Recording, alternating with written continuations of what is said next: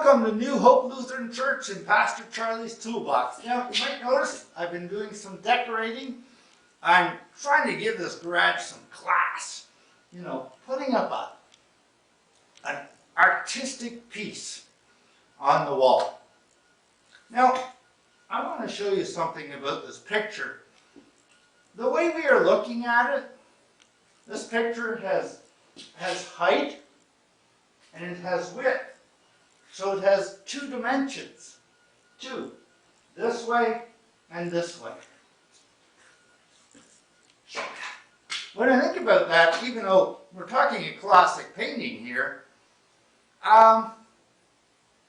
it's not really all that exciting, is it?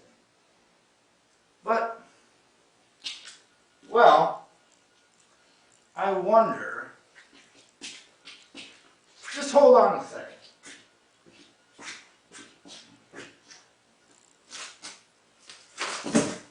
What if a picture didn't just go this way and this way, but it came out again like this? Can you imagine? Wouldn't this be great? Now that's an exciting picture.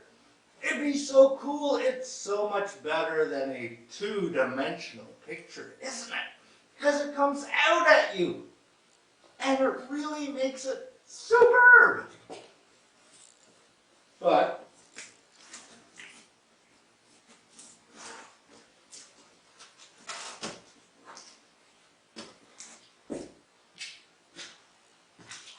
unfortunately, that's not how most pictures work, though, is it? No. But it reminds me, often our existence is described in two ways, like who we are. We have our physical self, you know, our body, and then we have our mental self, our mind. And we talk often about being in good physical health and having good mental health. But doesn't that make us just kind of two-dimensional? Is there more to us than that? Well, the thing is, we actually do have three dimensions. We have our physical, our mental, and our spiritual self. And that spiritual self, we often forget that we have a spiritual dimension. And that spiritual dimension, our soul, is our very essence. It's who we are and what we are. And it is also something that needs to be fed and nurtured and looked after. I know we can't always point it out like I can point to a picture on the wall. But deep down, we know that there is more to us than our physical being and our mental being. And that spiritual part of us, well, that needs to be healthy as well. I mean, think about it this way. What if we were more one-dimensional? What if we only used our physical self without using our brain?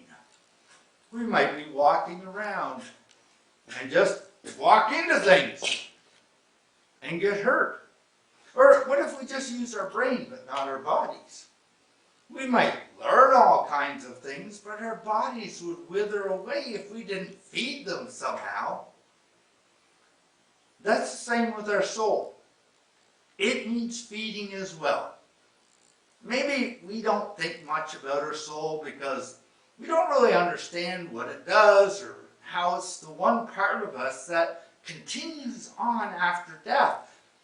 We don't even like to think about death because it seems to be the end. And you know, for our body and mind, it is the end.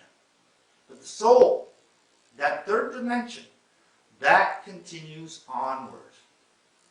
So today, we're celebrating Easter. And the lesson for today is John 20, 1-18. The resurrection of Jesus. And Easter is also a reminder that we are three-dimensional. There's something that remains after death. And our soul can rejoice because Jesus showed us just that. He came back from the dead, showing us that there's more to us than simply two dimensions.